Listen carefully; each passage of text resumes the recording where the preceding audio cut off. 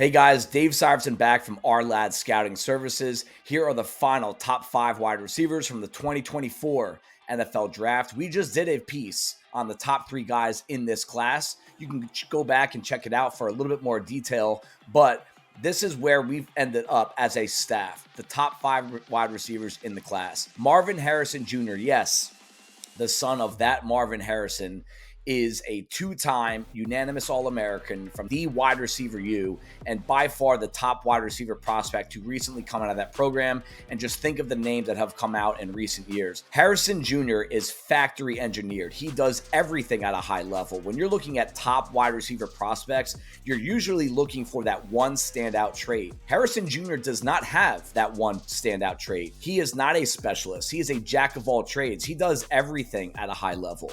He is the best route runner in the class. He's 6'3", 209, runs in the 4.4 range, and he can catch everything within his reach.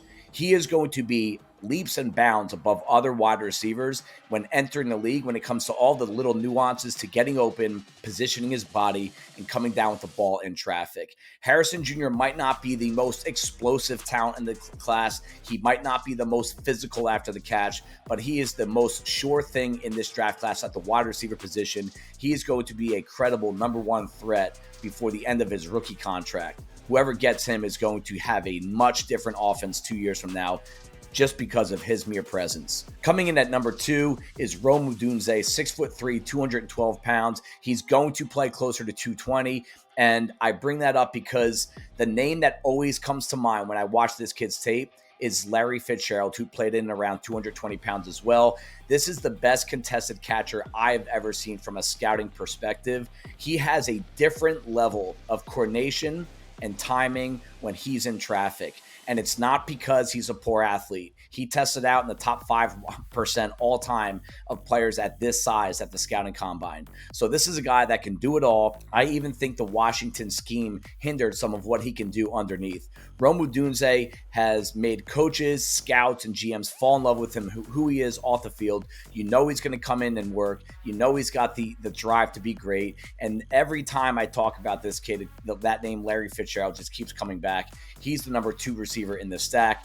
Malik Nabers rounds out the trifecta of complete number 1 receivers that are going to be big-time players in the NFL. You can't go wrong with any of these guys. And if you want someone to help your quick passing attack the most because of what he can do after the catch, it's Malik Nabers. He's got the most competitive dog inside of him. He breaks tackles like a running back. He can run crisp routes, and even though it doesn't always show up, he has been in a constant ascent when it comes to his skill set since 2021. He catches the ball better than he used to. He runs better routes than he used to. He reads defenses better than he used to. If he continues on this ascent, he's going to be a big-time threat at the next level. Coming in at number 4 is actually his teammate, Brian Thomas Jr., a guy that scored 1,000 points in high school basketball. He actually turned down several Division I college basketball offers to put more attention on football, a decision that is about to pay off for him big time.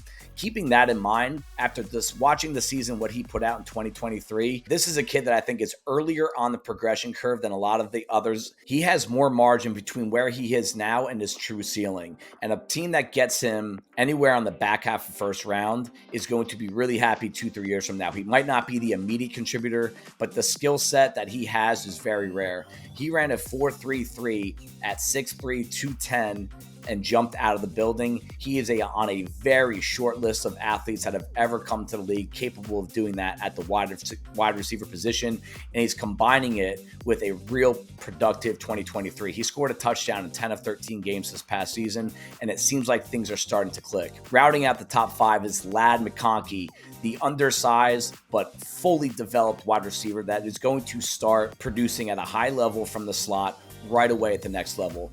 5'11", 186, but a sub-4.4 40. It's going to remind you of some Garrett Wilson, the 2022 Offensive Rookie of the Year numbers, and his style of play and ability to get open on all levels of the route tree kind of coincide with what Garrett Wilson does for the Jets right now as well. He can line up in the slot, he can line up outside, and part of what makes him attractive is his ability to forecast where the defense is going to be pre and post catch. He just seems to be a step ahead of the opponents mentally. He is going to be a quarterback's best friend with his style of play. Do the drops and lack of hand size and lack of wingspan concern me a little bit? Absolutely. I don't see him ever being a true number one, but if you get him linked up with a real quality passing attack as a number two or even as a number three, he's that kind of guy that catches 100 balls year in, year out with his eyes closed. So that rounds out the top five. If you guys want the rest of the reports from the wide receiver group from the 2024 NFL Draft, give the draft guide an order at Ourlads.com. We'll have it on your doorstep well before the draft, and that'll be your go-to resource draft weekend when your team drafts a wide receiver from this absolutely star-studded group. See you guys.